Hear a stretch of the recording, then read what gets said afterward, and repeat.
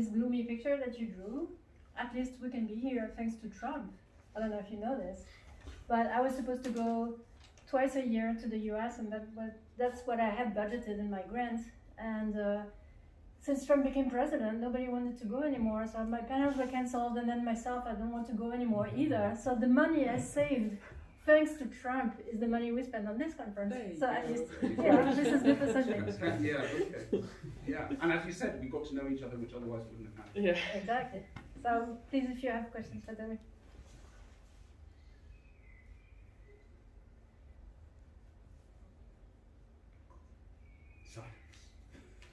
I think we're digesting. Yeah. Yes, everybody's trying to recover. I know I Why don't am. we have a 2-minute break?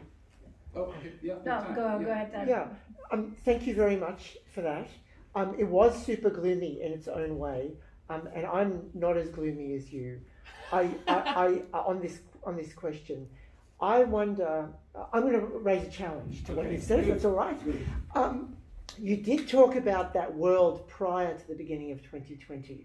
And I, unfortunately, had just finished writing the second draft of a book I'm contracted to write for Verso, which hasn't come out because then COVID happened, which rendered much of the book needing to be rewritten. Hopefully it'll come out at some point. However, I had a very definite view about the world in the lead up to that.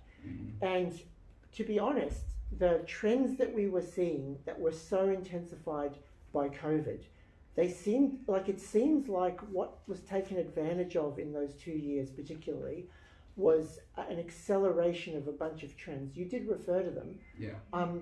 I wonder whether or not in some ways we risk, and your talk risks, feeling too positive about 2019 and therefore feeling too gloomy about now. That's a really good point. I mean, I think I would agree with you in a way in that I think many of us, if we look back, might think we had a latent sense that this kind of framework was not sustainable in some way and that something was going to give. Because we knew that the financial crisis had kicked the ball down, just kicked it down the road and nothing had changed fundamentally in the reasons why that had happened, talking in an economic sense. And as you say, and of course that's what people like in the UK, Matt Hancock said, that these were trends which were going to happen anyway, the fourth industrial revolution was going to happen anyway, and this was the way in which it was brought in. And I think that and clearly human beings are in a relationship with technology, which means that we adapt and our continuation as a species is in some way linked to the ways in which we can adapt to the transformation of technology, which we also somehow need to develop to frame that. I think that is all true. And I did say, to be fair, it's interesting that, gloomy, but I did say I wasn't making a value judgment. I think that, there is a sort of, the structural sense of what I've said doesn't necessarily mean that we have to look at it. We might simply, as I said, what I'm trying to do is understand what's happened.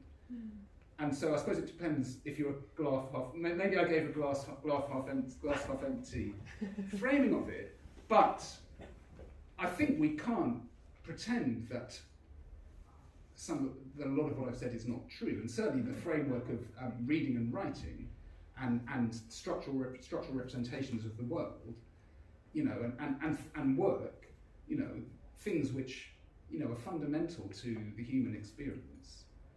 We can't pretend that isn't a crisis. We can try and be optimistic about it, and that's what you see, isn't it, on the social media frameworks. Some people will say, oh well, humans have always created work around the different frameworks, and they'll just do that here, and there'll be a bit of a crisis. But that seems to me to be very Panglossian from the trends that we see of unemployment increasing already, graduate hires declining, and then the trends we see around the world. So and the funny thing is, Tal, I've always been an optimist, which may sound quite surprising. And I think that, as I said, and I suppose for me, the end of the talk was in a sense optimistic because I do think that we can address it, but we can't address it unless we articulate it. That would be my 100%. Yeah. Nadine. Hi. I want to take up your point in that I have seen those 2 years, as you termed it. It seems like it was much longer than that, but yes. You can say, I completely agree with you, there were trends leading up to it, and in a sense you could say that there was something that culminated in what we saw, in the sense that it became so obvious. And this kind of leads me to the question that I actually wanted to ask. What are we going to do? And I don't think we can answer this now, maybe we can answer it the day after. Yes, exactly. What are we going to do about the fact that we are the only people who are still talking about it, and everyone else is saying, that was 6 years ago, what do you mean?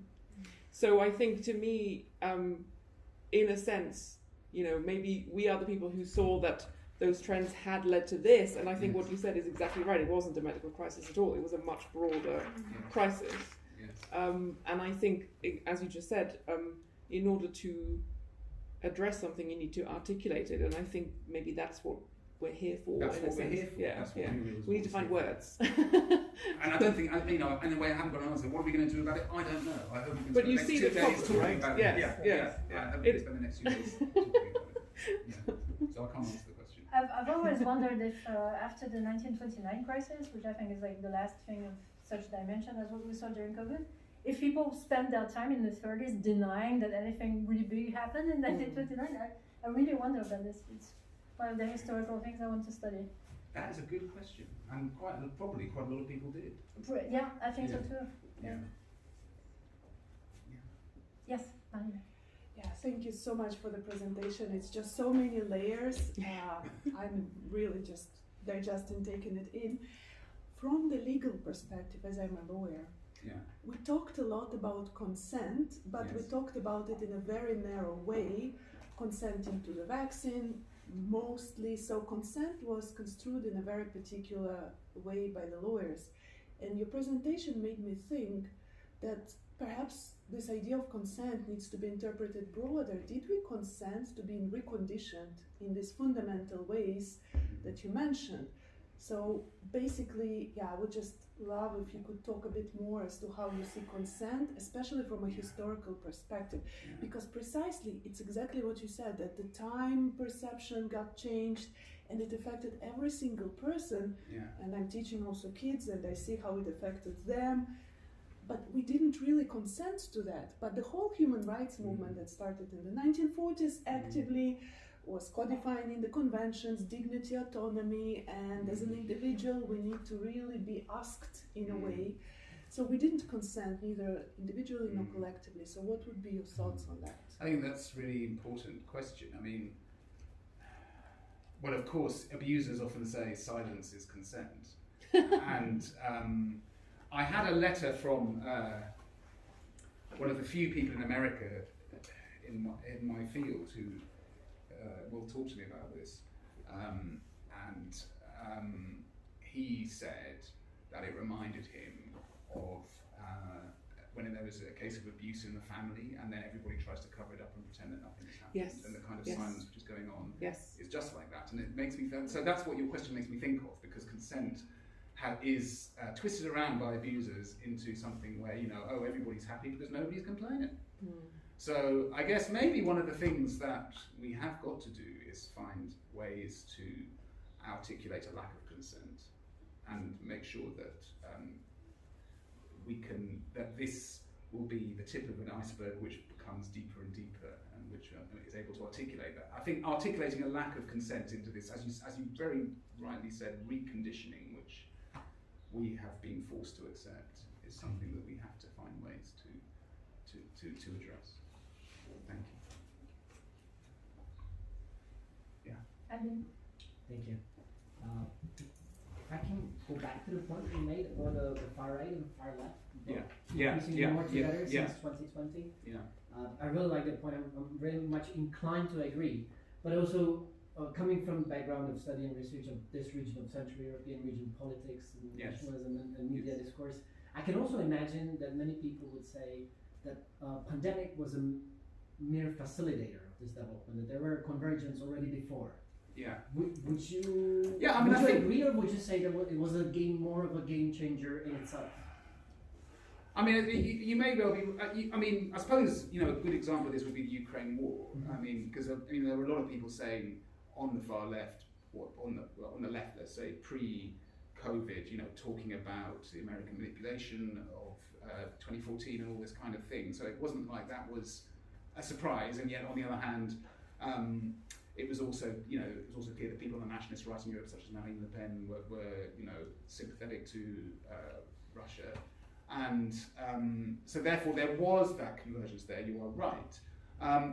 I suppose it's maybe you might have a different view. I'll be interested, but it's hard for me to think of many other themes other than that in which that was clear. But now we can see it in a number of other themes. So it does seem to have really intensified in a way. But maybe there were other themes. I don't know. Again, maybe that's something we can think about.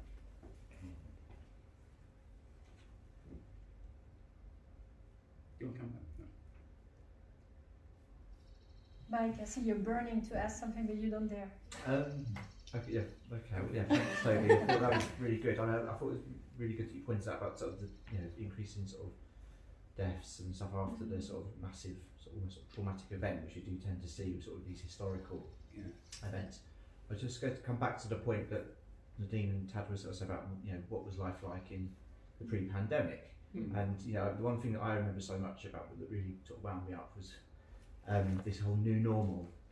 This is the new normal, and we're going to make life. And there's a real sort of drive at the initial few stages, like okay, things are going to be better. And there's sort of coalescing around that. And life is terrible. So there was that sort of view, and then obviously there was this hyper-medicalised dystopia, which was horrific, and then everyone was like, "Oh God, this is awful." I think there was that.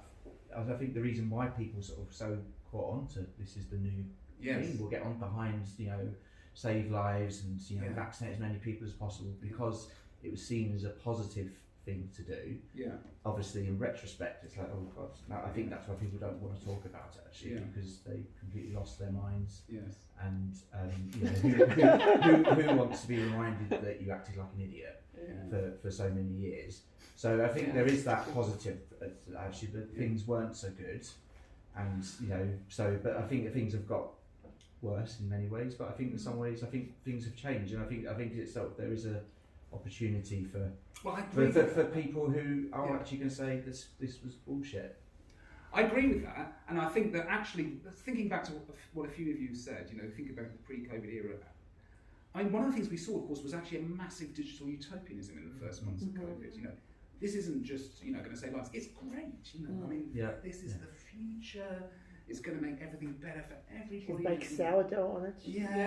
And there was this massive digital utopianism. Everybody wanted it. And then I remember the first time we went back to teach, that we were going to have hybrid classes, and everybody thought it was great. And then you actually realised that, okay, so the way that we put those hybrid classes together in the seminar was to use 4 screens. And after about 2 months, everybody thought, this is terrible. Nobody wanted this. And very quick. So I suppose one of the reasons maybe that there is this sense of is that was something a lot of people had come to believe in the years pre-2020, was that this was actually going to be something which was going to be positive and transformative for human beings. And in fact, what happened was that everybody saw that was not the case, and felt really disillusioned by that. And I suppose maybe that's one of the reasons why a talk like this ends up being quite glass half empty, because I suppose maybe it reflects that. It reflects that disappointment in that many people felt. This was probably the collective belief that was most widely shared across many societies in the West, and then it turned out to be such a dystopian thought. But yes, but as you say, Mike, that also does create an opportunity to rethink some of that, if we can collectively try and work out how to do that. If we judge by the numerous audience that came to our conference, well, we will have to talk all the more. May I ask a second question? Yes, you may. Yes, thank you. May I bring it back to the consent thing, please? Because the thing I was thinking of when you were talking was, you can't consent. People didn't consent to what was happening because because we didn't know what the hell was happening. I'm going to make one example. One of my students was saying, I haven't been in a room with another person in 3 months. You can't consent to this because nobody had experienced anything like this before. We were all, and one of the difficulties for me was I didn't realize that I needed to be able to walk into a restaurant without being worried about being told off. So it was. But that person did consent to that in a way, because nobody had to do that. I mean, I had a friend in Chile who spent 6 months in their apartment without doing it. They did not have to do that. So there, in No, that that's sense, true. I was saying, coming back to your point, that was a form of consent in a way, because you could The silence, break the rules. yeah. You could. I mean, in the UK, for instance. But Yeah, go ahead. she didn't go out because they didn't want to, or because they She were just felt terrified, she didn't or- want to. I mean, Leslie's I think she had an extremely busy life. She runs a call centre for the national airline. She was so pleased she didn't have to go to work. She was just like, okay. And then once she got used to it, she embraced People it. embraced this Yeah. furlough, like, oh, Yeah. I have a holiday for a few weeks, Yeah. and it turned into a nightmare. Yeah. And I think that's the thing, because people just, oh, it'll just be a few weeks, and then it just went on and on and on and on. And then came back again. Yes. I don't think people could consent to some of these experiences because it was completely, I'm sorry, but unprecedented. I have, as Muriel knows, I have a vast archive of screenshots from those times, and one of them that I just remembered is this French man who said, I accepted everything, I agreed to everything, I did the mask and the vaccine and everything. After the first lockdown, After the first lockdown, I went out, I bumped into an acquaintance, someone I had, didn't really know very well, and I felt like I was seeing my best friend, who I hadn't seen in ages. Yeah. This is the kind, you can't predict this. You can't, people were made to change in such fundamental ways that were completely not predictable, and I think that's something that you can't consent to, because you don't know. That's true, yes. I think that's right. This is the example I had in mind, yeah. Yeah, like informed consent. So Yes, need to you be didn't know what you were informed. letting yourself in for, exactly. Yes. Yeah. So yes. Yeah. I have a question, if nobody else. Also, would you go to law? Sorry? Would you go to law? Maybe do you go to law? I do not know Aaron. Yes. Can you check if somebody has a question on Zoom by any chance? Okay, but meanwhile, my question is, you mentioned your book that is coming out soon. The edited one. Yeah, the edited one. Yes. Is there any? Is in the global south, are people articulating this sense that something was terribly wrong, that we are failing? That's a very good question. It's been quite hard in the global south as well. In my own case, I'm a historian of Africa, and pre-COVID, I worked with a lot of scholars in the US, in Brazil, and I did work with scholars in Africa, but I have far more colleagues in Africa than I have before.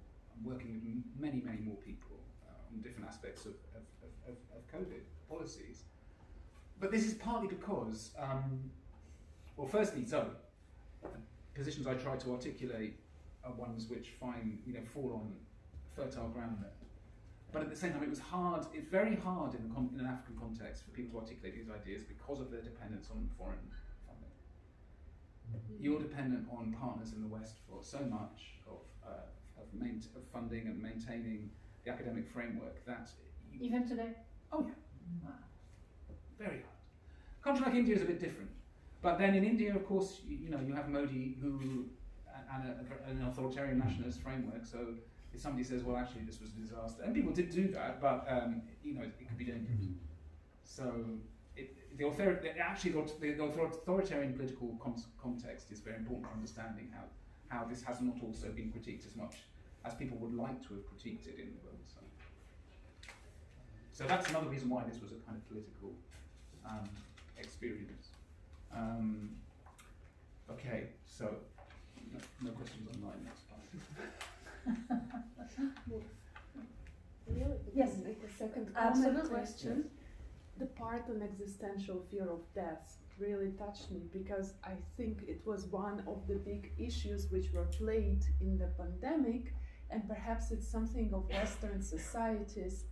I have studied non-dual Kashmiri Shaivism, which is also it's called Tantra, but it's not the popular Tantra.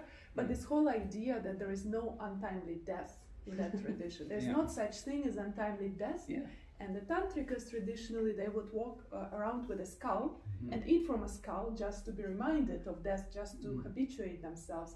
So this is perhaps something that we were isolated from in Western society. So maybe another opportunity of this pandemic could be reckoning with the idea of death and rethinking the idea of death. But I thought it was wonderful that you put it in there. Bringing it, yeah, I mean, and it is interesting that thing that Frank said to me about sex and death. I think is makes us reflect on, obviously, a psychoanalyst would say the thing that you push aside is the thing which preoccupies you most, and that's what we saw. Psychoanalysts, if they really wanted to, would have a field day. Yes. Yeah, sorry. But they didn't either, I don't know. Who's the son of Toby? Someone's. The sound. The sound is terrible. Sound. The sound is horrible. I haven't got a son. I've only got daughters. Do you know Fabio Vighi from Cardiff? Fabio Vighi, yes. He claims that financial capitalism could survive only by means of these emergencies. Yes. Including this clown show. Yes. Do you agree? I don't know enough about. You see, he's done the research into the IMF. I personally, I think I would say more. You see, I don't agree with that specific.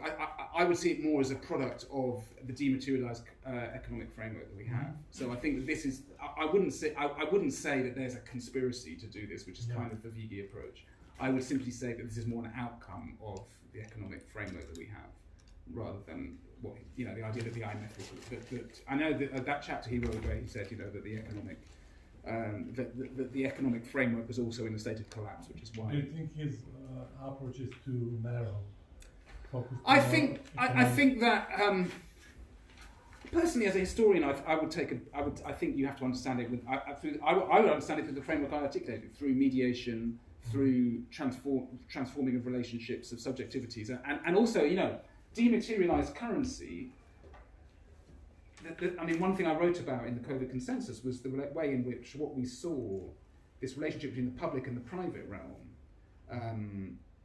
which is articulated in social media, is also, of course, linked to economic transformations as well. The economic transformations where the way in which the public and the private became blurred, which was one of the causes of the corruption which we saw in COVID, is a reflection of our subjectivity and the way in which our public and private selves are also blurred. I would see it more like that. Thank you. Yeah. Abed, you want to? Sure. I hope I'm not simply repeating your question because I didn't hear it from the beginning, but would you single out a pattern in politics in Africa, in continental politics, if I may say so loosely, that emerged since 2020? Yes, I think, and we write about this in this book actually. Yes, you cannot. I don't think you can understand global politics since 2020 without understanding without fundamentally addressing COVID. That's what we say in the introduction to the book, because we've seen. So in West Africa, we've seen this whole range of coups, getting rid of democratically elected governments, but apparently with quite a lot of popular support to do that. You can't understand. And also, actually, there's been a whole spate of governments which are elected on the internationalist left, in Colombia, in Bangladesh, in Sri Lanka, in Senegal, in Honduras. You can't understand why that happened without understanding. At the same time, as we also know in our own context, we've had this, reactionary move to the populist authoritarian right. I don't think any of that. I think, talking as an economic historian, there was a very important and much unread study by Larry Summers, the famous economist in the US, that the real rate of inflation in the US in 21-22 was actually closer to around about 18%. And this is because the official rate of inflation does not include housing costs. So when interest rates went up, none of that was included in the inflation figures. And so, looking at Trump, people say all kinds of things about why Trump was elected, but historically, if that's the case, the incumbent loses, and that's simply a statement of fact. Wow. And so you cannot understand the political changes we've been through if you don't address this. Although a lot of people try to. I hear that it's my fault that I'm obsessed with COVID. Okay. You must be. People don't understand what is my problem. So. Anybody else? I think we're going to continue talking for the next couple of days. And that's and we can Moi- go for. Moi j'ai une petite question. Ah, vas-y, Ah oui, Laurent. vas-y, Laurent. Je la pose en français et tu retraduiras en anglais. Oui, d'accord. Voilà. Bon, c'est tout ça. Mais tu as beaucoup parlé de cet éloignement avec la vie réelle. Et c'est quelque chose qui est très, très, très frappant. Hein. Moi, ça m'a beaucoup frappé pendant la crise du Covid. Et je l'ai analysé en détail en regardant le fonctionnement du journalisme. Parce que c'est une espèce de miroir grossissant, m'a-t-il semblé. La question est très simple. Toi qui connais bien le continent africain, ce qui n'est pas mon cas, les structures sociales familiales dans beaucoup de pays sont rurales, sont encore en place. Est-ce que où en est cette évolution, cette perte du contact en fait, hein, dont tu parlais entre les représentations et la vie réelle? Est-ce que ça donne un point de comparaison intéressant? Bon, c'est une grosse question qui arrive juste à la fin. Tu peux aussi l'évacuer rapidement si tu veux. Merci Laurent. So we Okay, should translate, translate yeah, it. okay, yeah. Nadine, you're What? our official translator. Oh, Jesus. You didn't know. No, you should have told me before. Okay, well, whether I mean, I was obviously whether the framework in Africa, which as a historian of Africa I know well, is the same. This relationship between the mediation and the subjectivity. And Yeah, first, Yeah. first you wanted to underline that there's this gap between representation and reality. Yes, That yes, you underline. yes, And he particularly noticed it in journalism. yes, yes. And then the question is whether you noticed it within your African With Sri context. Lanka. I think the answer to that would be yes and no. You know, mobile phones. You know, if you're well connected and in the middle class in Africa, you will generally have 2 or 3 mobile phones because you can call 3 network to network, and so there is a lot of mediation certainly among the middle classes and those with money. But what people don't often grasp, I think, about is that a lot of the African continent remains very hard to access the internet. You know, people simply can't afford data to do that, and you know, the online education is a complete non-starter in the African continent, where you know, in many contexts, people will be having to share one phone among 10 or 15 people. One family might have enough money to access the data to look at that, and also that the speeds are still slow. So, so it's yes and no, Laurent. So you know, it is there, but it's within a social context because of the need to those who have data access have to share it with those who don't. So it's within a social context in a way which is not the case in our context. And in terms of, you also mentioned the social structure and the familial structure, and I think that there's actually that was one of the things that was what happened in terms of national responses in Africa was generally the countries which were trying to be the closest to Western models who had the strictest response. So Senegal, for instance, a country which obviously is well known in the French context. Senegal had a very, very brutal lockdown. My Senegalese friend told me, you were beaten by the police if you went out onto the street. And he lives in a small town in the south of Senegal, really a small town. Because Senegal is, a country which tries to be, good governance in Western terms. And the same would be true of Kenya, the same would be true of South Africa. Those are the countries which had this, Rwanda, all these countries had the strictest COVID responses on the continent. Whereas countries which don't try to do that, didn't try to do that. So, that's one of the outcomes. Thank you. All right, so shall we go? Thank you. Thank you. Shall we go for a glass of wine then? Yes. Woo! À demain, Laurent. À demain.